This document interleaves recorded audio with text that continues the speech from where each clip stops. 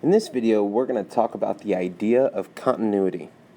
Oftentimes, we see functions as pictured here, functions that may gradually change over the independent variable, or in this case, we have a length versus time graph, and our length is gradually increasing as time increases, and we notice there are no breaks, holes, or jumps in this graph. It is continually changing throughout the changing time.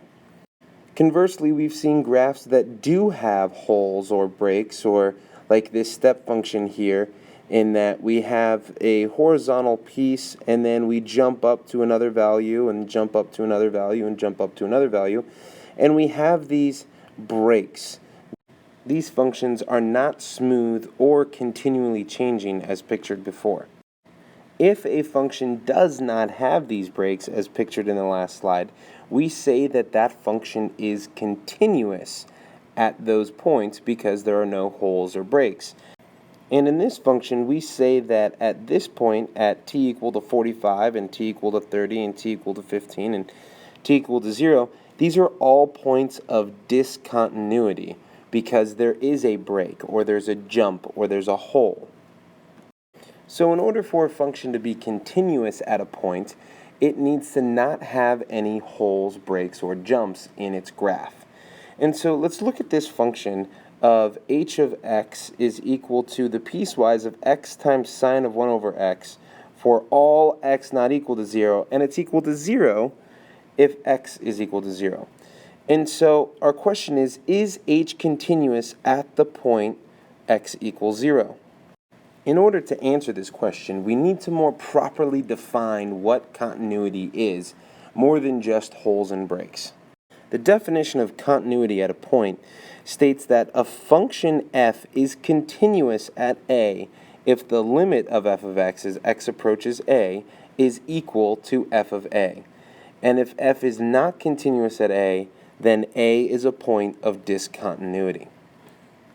This definition is pretty concise at the surface, but there's more to this definition than what first appears. The key is for the limit of f of x as x approaches a to equal f of a, then both f of a and the limit must exist, and they must be equal. So there's a checklist that we can go through.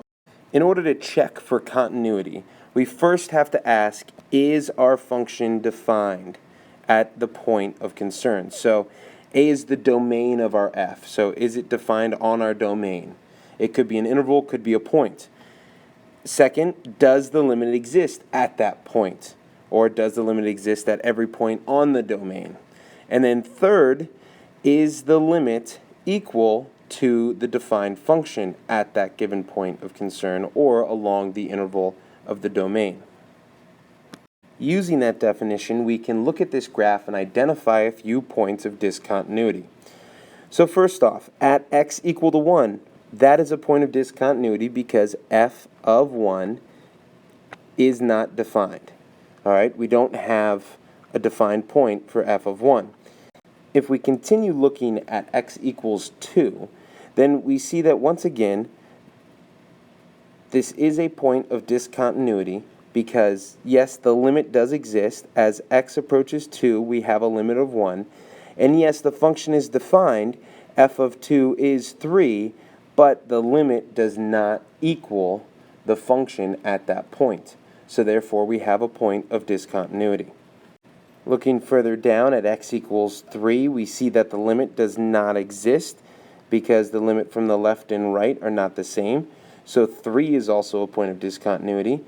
And number 5, we see that the limit does exist. However, the function is undefined at 5 because we're going off to positive infinity. And so since we are undefined at 5, that is also a point of discontinuity.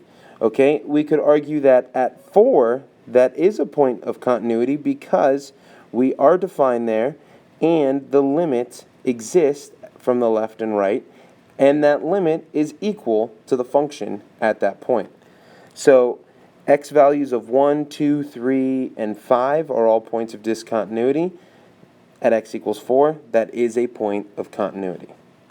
Or we could say our function is continuous at x equal to 4. A couple things to remember about continuous functions. If we have two functions f and g that are continuous at some point a, then the following functions are also continuous at a, and assume that c is a constant and n is an integer greater than 0. So if we have two continuous functions at some point a, then the sum of those two functions is also going to be continuous. Likewise, the difference of those two functions will also be continuous. A constant times one of the functions is continuous. A product of two continuous functions at a point are also continuous at that point. The quotient and raising to a power. All of these are continuous at that point A, as long as the functions themselves are continuous to begin with. This can cross over into polynomial and rational functions, and so a polynomial is continuous for all values of x. Any polynomial is always going to be continuous for all values of x. When we have rational functions, so polynomial divided by another polynomial, it will be continuous as long as our denominator is not 0. So any x values that cause our denominator to be 0 are points of discontinuity. For example, f of x is equal to x divided by the quantity of x squared minus 7x plus 12. The function x is continuous in and of itself. The function x squared minus 7x plus 12 is also continuous in and of itself. However, when we divide these two functions, we get 2 points of discontinuity, because x squared minus 7x plus 12 is equal to 0 when x is equal to 3 and when x is equal to 4. And so those are the 2 points at which we have a 0 in our denominator and we have points of discontinuity, because our limits do not exist. As we approach from the left, we are approaching positive infinity for x equal to 3, and as we approach 3 from the right, we go negative infinity. As we approach 4 from the left, we get negative infinity, and as we approach 4 from the right, we get positive infinity. So since those limits don't exist, those are points of discontinuity. We can then say that the function is continuous everywhere else except 3 and 4. If we have composite functions, meaning functions within functions, and if g is continuous at a and f is continuous at g of a, then the composite function f of g of a is also continuous. From that, we can conclude that if we have that same situation, the limit of f of g of x as x approaches a is simply f of the limit of g of x as x approaches a. And we can also conclude that if our function g has a limit that exists at a and it's equal to some value L, and we know f is continuous at L, then the limit of the composite function f of g of x is equal to f of the limit of g of x as x approaches a. This brings us to the idea of endpoints. And say we have this functional segment here where we have a closed circle on the left and an open circle on the right. Well, we see that there's no holes or breaks in between those points a and b. So we say the function is continuous on the interval of a to b, where we include a but don't include b because we have an open circle there. So we know we're continuous at a, but we know that we're not continuous at b. This function would be the flip of that, in that we're continuous at b, but we're not continuous at a. So we say that our function is continuous on the interval of the open a to a closed b. The formal definition of this states that a function f is continuous from the left, or left continuous, at a if the limit of f of x as x approaches a from the left is equal to f of a, and f is continuous from the right, or right continuous, at a if the limit as x approaches a from the right of f of x is equal to f of a. And so if we combine all those definitions of the right and left, we say that a function is continuous on an interval if it is continuous for all points on that interval. And if the interval contains its endpoints, continuity on the interval means continuous from right or left at the endpoints. So if we say that a function is continuous on the interval from a to b and we're including it, then it is continuous from the right and from the left at both a and b. So if we look at this example pictured here in figure 2.47, we see that this function is continuous on the interval of negative infinity to 0, including 0 because we're continuous at that endpoint, and it's continuous on the open interval from 0 to positive infinity. It is an open interval because of the open circle here at 0, and we say that this is discontinuous, or there is a point of discontinuity at 0. We can also describe the point at 0 to be left continuous because the point goes with the left part of the function. If these were switched and this were an open circle and this were a solid circle, then we would say it's right continuous. Now let's turn our attention to functions with roots, and let's assume that we have some integers m and n that are positive with no common factors.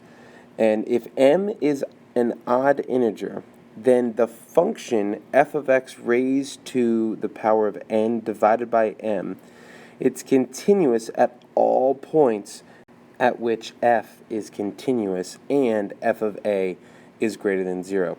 So what is this saying? This is saying when we have roots, if it's an odd root, it's continuous for all points in a possible domain.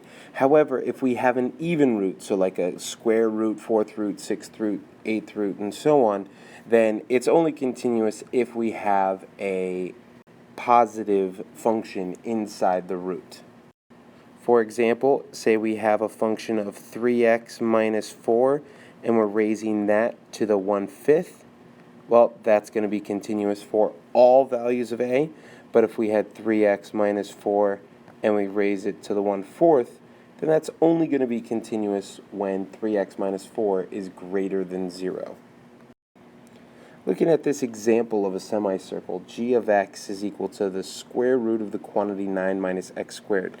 We see that this function is continuous on the closed interval -3 to 3. That is where we have a positive value inside of our root. And since this is an even root, we have to pay attention to positive and negative inside the root. And we can also say that at these points, we are right continuous at x equals -3 because our continuity continues to the right of -3. And we say we're left continuous at x equals 3 because our continuity continues to the left. Theorem 2.14 tells us that if we have a continuous function f and it has an inverse on an interval, then its inverse is also continuous on that interval containing the points f of x where x is in the interval I. Now using that theorem, we can, and some other reasoning, we can jump to theorem 2.15 and we see all of these functions that are continuous on their domains. Now one thing to point out here, this is continuous on their domain, so all points of their domains. That does not mean, this does not mean that it's continuous on all real numbers. Okay, that is not true. For something like sine, that is true. Sine of x, its domain is all real numbers, and it's continuous on its domain, so it's continuous for all values of x. However, something like secant is not continuous on all real numbers for x, but it's continuous on all of its points in its domain. We know that y equals secant x has vertical asymptotes at pi over 2 and 3 pi over 2 and every successive pi over 2 after that. And so those points aren't part of its domain. However, the points that are part of its domain are continuous. The function is continuous at all of those points. This list also consists of some other functions such as inverse trig functions and some exponential and logarithmic functions that are continuous for all points on their domain. Let's finish by talking about the intermediate volume theorem. In this picture we have a function on the left, y equals f of x, and we see that this function is defined on the interval a to b, and there's at least one number c that's in between a and b that gives us a value of L that's in between f of a and f of b. All right, and so we see that point right there, and it might not seem all that significant, but it'll get more significant as we talk about it.